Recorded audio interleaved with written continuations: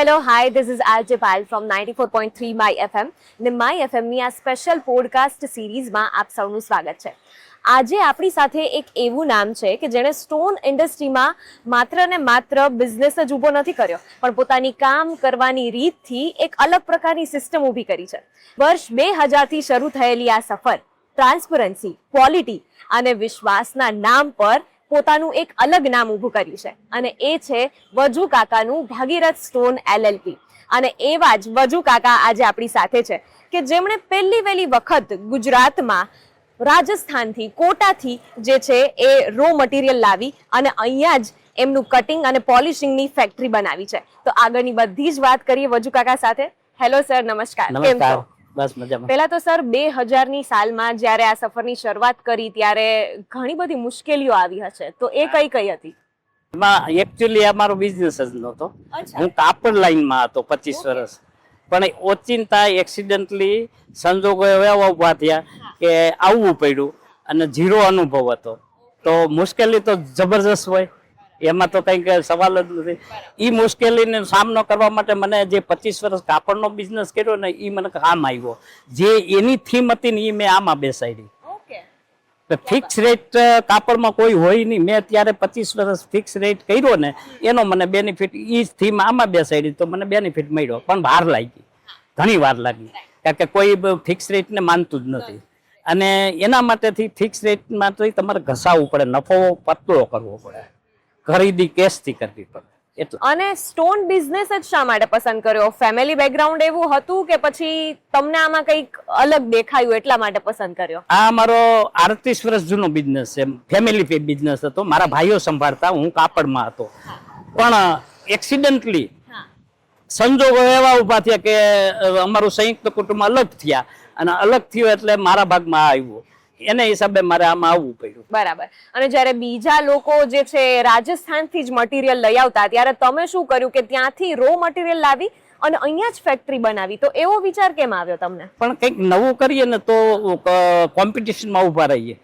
કાપડમાં હું manufacture વાળામાંથી direct લેતો, quantity લેવી પડે. તો બ્લોક અમે રાજસ્થાન, સાઉથ, પછી ઈડર, પાલનપુર, ઘણા એવા બ્લોક નીકળે છે. અમને વિચાર આવ્યો આ ફેક્ટરી તો હતી જ. પછી બીજી ફેક્ટરી અમે ભણાવવામાં બનાવી. 5000 ફેક્ટરી બ્લોક ત્યાંથી નીકળે છે. નીકળે બ્લોક લઈ અને ચીરી અને રાઈટ એંગલ કરવાનું કામ એ લોકો કરે.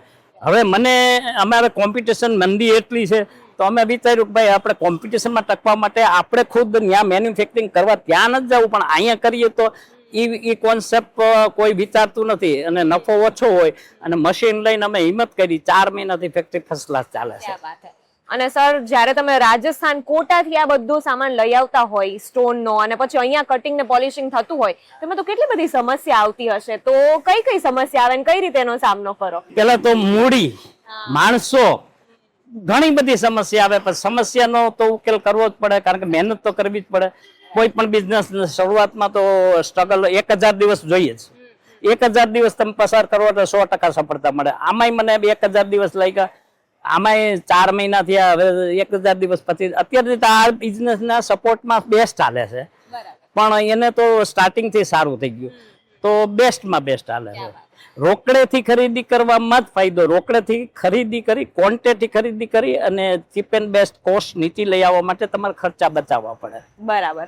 અને સર, ફિક્સ રેટ જેવી આખી સિસ્ટમ તમે પહેલી વખત માર્કેટમાં લઈ આવ્યા, તો એ જ્યારે વિચાર આવ્યો હશે ત્યાં થોડી બીક તો લાગી હશે, કેમ કે ટ્રાન્સપરન્સી આજે ગ્રાહકને એમ થાય કે ભાઈ કઈ રીતે વિશ્વાસ મૂકી શકીએ, તો એ તમે કઈ રીતે કર્યું? એનો મને છે ને, મારો બિઝનેસનો અનુભવ, હું અહીંયા રાજકોટમાં 53 વર્ષથી છું. 9થી ગ્રેજ્યુએશન બીકોમ અહીંયા પૂરું કર્યું. અને પછી મને પેલી મેં રહ્યા રોડ પર દુકાન ઘડિયાળ રિપેરિંગની કરી. એમાંથી પછી હું બધા મારા ભાઈઓ બહેનો બધાને લઈને ડેવલપ અમે કર્યું. પછી કાપડમાં જ્યારે હું 25 વર્ષ હતો ને તો એ થીમ મારી પાસે હતી, ફિક્સ રેટ. કાપડમાં કોઈ દિવસ બે ભાવ જ હોય, 100-500 નું કંઈ ના આવે. પણ મેં જડતાથી 1978માં દુકાન ચાલુ કરી અને 25 વર્ષ ચલાવી. એમાં ફિક્સ રેટ, કોઠારીયા દુકાન હતી, 2 ભાવનું જ માર્કેટ હતું. ગુંદાવાડી અને કોઠારી નાકા 2 ભાવનું માર્કેટ. મારી પાસે એક જ ભાવથી મેં સ્ટીકર લગાવ્યા. તો મને પહેલા તકલીફ પડી, વેપાર ન થતો. પણ પછી સફળતા મળી અને ઈ થીમ મેં આમાં બેસાડી. તો ઈ મને અહીંયા સરળ લાગ્યું. પેલા સ્ટાર્ટિંગમાં તો આવું જ થાય ને, પણ મેં એડવર્ટાઇઝમેન્ટ કરી, છાપામાં આપ્યું, ભાવ સાથે મારા સ્ટેટસમાં મૂક્યું, ફેસબુકમાં બધું મૂકીને અમે ટેકનોલોજીનો ઉપયોગ કરી અને ખર્ચા બચાવીએ. અમે જાતે જ બધું બનાવીએ. તો સર, આ આટલી કોમ્પિટિશનની વચ્ચે, રેટ કટિંગની વચ્ચે આ ભગીરથ સ્ટોન એલએલપી વજુ કાકાનું જે છે એ ગ્રાહકોમાં વિશ્વાસ કઈ રીતે બનાવીને રાખે છે? પેલા તો ફિક્સ રેટ આવે એટલે ભાવ તો કરે જ કે ભાઈ આ મારે તો આ ઘરે પ્લેટફોર્મ બનાવવું, સીડી બનાવવી છે, પણ ભાવ તમારા બહુ ઊંચા છે. નવો હોય ને એને વધારે હેરાન કરે. પણ અમે ધીરજ રાખી, ભાઈ તમે એક કામ કરો, એસ્ટિમેટની સિસ્ટમ ગ્રેનાઇટમાં આવી હોય ને તો અમારાથી આપી કે ભાઈ તમે એક કામ કરો, તમને આ ગમતા નથી, ભાવ કરી દો, ભાવ કરો, પણ એક કામ કરો, તમે અમે એસ્ટિમેટ આપીએ તમને. પછી તમે અહીંયા રાજકોટમાં 200 ફેક્ટરી છે, બધાને મળો અને એ તમારે આ કાગળ તમારી પાસે રાખવાનો અને તમારું બીજું એસ્ટિમેટ બનાવીને આપણે અમારો અને એનો ભાવ સરખાવો. ફાયદો હોય તો લ્યો. પછી તમને ફાયદો થાય તો તમે ગૂગલમાં સર્ચ કરજો, ભગીરથ સ્ટોન એલએલપીમાં વ્યૂ આપજો. એવો ગુજરાતમાં સ્ટીકરથી ફિક્સ રેટનો ભાવ કરનાર હું એક જ છું અને કોઈ થાશે નહીં, કારણ કે હોલસેલ રિટેલ એક ભાવ કોઈ નથી રાખતું અને મેં રાખ્યો છે તો સફળ છે. અત્યારે કોઈ દલીલ કરતું નથી, કારણ કે કોમ્પિટિશન હવે બધા દરેક થઈ ગયું. પેલા હું એક જ કોમ્પિટિશનમાં માનતો, હવે બધા સરખા થઈ ગયા. બરાબર છે. આ 24 વર્ષની આજે તમારી આખી સફર રહી, એમાં ક્યારે બિઝનેસ છોડવાનો વિચાર આવ્યો ખરા? બિઝનેસ છોડવાનો વિચાર નહીં, પણ વેપાર ના થાય ને તો અંદરથી દુઃખ થાય કે આમાં જેમાં પેદા તો આમાંથી જ કરવું. બદલાવ્યા રાખશું તો બધે આવી સમસ્યા છે, કોમ્પિટિશન તો બધે છે, તો એના કરતા આ છે ને સારામાં સારું ગણો ને. એનામાં આપણી ભૂલ કઈ છે એ સુધારો. મૂડી નથી, માણસો નથી, શું તકલીફ છે એ સુધારો અને જાતે મહેનત કરવા માંડો, માર્કેટિંગ કરો, મહેનત કરો. અને અત્યારે અંબુજાની ડિસ્ટ્રીબ્યુટરશીપ મારી પાસે છે સિમેન્ટની, મને સામેથી દેવા આવ્યા છે, તો હું 9 થી 12:30 અને 4 થી 7:30 સુધી માર્કેટમાં જઈ અને બધાને મળી અને વેપાર કરીએ છીએ. તો એ તો અમારા માટે નવી આઈટમ છે, સામેથી દેવા આવ્યા કે તમને, કારણ કે જેની પાસે માર્કેટિંગની થીમ હોય અને માર્કેટિંગની તાકાત છે એને સામેથી દેવાય. નહીતર આ ગ્રેનાઇટના બિઝનેસમાં સિમેન્ટ નો દેવા આવે, મને સામેથી ડિસ્ટ્રીબ્યુટર દીધી. ક્યાં વાત હે. અને સર, જો વજુ કાકાનું ભગીરથ સ્ટોન એલએલપી ના વિઝનની વાત કરીએ તો આવનારા સમયમાં આપણે ખાલી ગ્રોથ ટકાવી રાખવો છે કે અલગ અલગ પ્રકારના બેન્ચમાર્ક ક્રિએટ કરવા છે? શું વિઝન છે આપનું? હજી મારી પાસે 3 પ્લોટ છે ભુણાવામાં. 2 પ્લોટમાં ફેક્ટરી કરી છે, 3 પ્લોટમાં હજી ફેક્ટરીઓ કરવી છે. જેમ ટાટા, બિરલા, અંબાણી એ માણસો થઈ, પોતે તો બોમ્બે રહે છે, અહીંયા ફેક્ટરીઓ બધે છે, એવી ફેક્ટરીઓ અમે માણસો વગર 100% વ્હાઇટમાં કરો એટલે માણસો કરપ્શન 0 થાય. કરપ્શન 0 વાળી ફેક્ટરી અમારે કરવી છે. હજી 3 ફેક્ટરી કરવી છે. શું વાત છે. યસ, તો આપણે એક હવે રેપિડ ફાયર રાઉન્ડ રમીએ, જેમાં હું તમને છે ને 2 સવાલો પૂછીશ, એનો ફટાફટ તમારે 2 માંથી કોઈ પણ એક જવાબ આપવાનો. બરાબર? જો તમે તમારું ઘર બનાવતા હોય કે કોઈ સંબંધીનું ઘર બનાવવાનું હોય તો એને તમે શું સલાહ આપો, ગ્રેનાઇટ કે માર્બલની? ગ્રેનાઇટ. ઓકે. ફેક્ટરી ફ્લોર કે પછી ઓફિસ કેબિન, સૌથી વધારે તમને ક્યાં ગમે? મને ફેક્ટરી, ફ્લેટ અને માર્કેટિંગમાં માણસોને મળવું, હોલસેલમાં વેપારીઓને મળવું એ વધારે ગમે.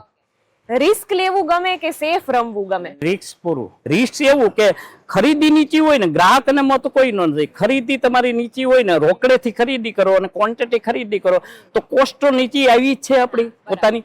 તો બજારની જે ભાવ છે એનાથી નીચું વેચો, ગ્રાહકને મત કોઈ ન જાય. સસ્તું સારું હોય ત્યાંથી જ લેશે.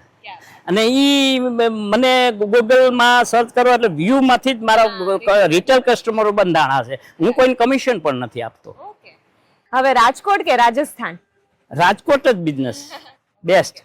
એક શબ્દમાં જો ભગીરથ સ્ટોન એલએલપી માટે, વજુ કાકાના ભગીરથ સ્ટોન એલએલપી માટે તમારે કઈ કહેવું હોય તો શું કયો? ગ્રાહકનો વિશ્વાસ જ મહત્વનો છે. ગ્રાહક હશે તો જ તમે છો.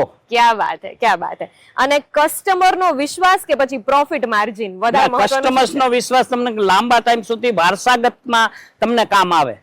હવે વાત કરીએ, એક છેલ્લા સવાલ વિશે મારે તમને પૂછવું છે કે આ કન્સ્ટ્રક્શન બિઝનેસ ઇન્ડસ્ટ્રી આખી જે છે ખૂબ બદલાઈ રહી છે વજુ કાકા. તો હવે કોઈ પણ બિઝનેસ જો ટકાવી રાખવો હોય તો જેટલા પણ આપણને વ્યુઅર્સ સાંભળી રહ્યા છે, કદાચ નવો બિઝનેસ શરૂ કરવાના હોય, તો કઈ એવી વસ્તુ છે જે ખૂબ મહત્વની છે બિઝનેસ ટકાવી રાખવા માટે? આ કોમ્પિટિશન યુગમાં મહત્વનો પોઈન્ટ છે મૂડી તો જોઈએ. મૂડી વગર વ્યાજની મૂડી હોય અને નીચા ભાવે ક્વોન્ટિટી ખરીદો, જેમ અમે બ્લોક લઈ આવીને ચીરીએ છીએ, મશીન એવું અમે ગુજરાતમાં પહેલું લઈએ ભાઈ, એવી જ રીતે નવી ટેકનોલોજીનો ઉપયોગ કરીને કોસ્ટ કેમ નીચી આવે, રોકડેથી ખરીદી કરો એટલે સસ્તું આવે ને સસ્તું વેચો અને ક્વોલિટી જાળવી રાખો. નામ અને ક્વોલિટી જાળવી રાખો એટલે તમારે ગ્રાહકો તો પુષ્કળ આવશે. ક્યાં બાત છે. Thank you so very much Thank you. Vaju કાકા, આપને મળીને ખૂબ આનંદ થયો. આ ઉંમરે પણ એમનો જુસ્સો ને ઉત્સાહ જે છે એ અમારા જેવા કેટલા યંગસ્ટર્સ છે જેમને અલગ પ્રકારની પ્રેરણા આપશે. તો thank you so very much. Thank you.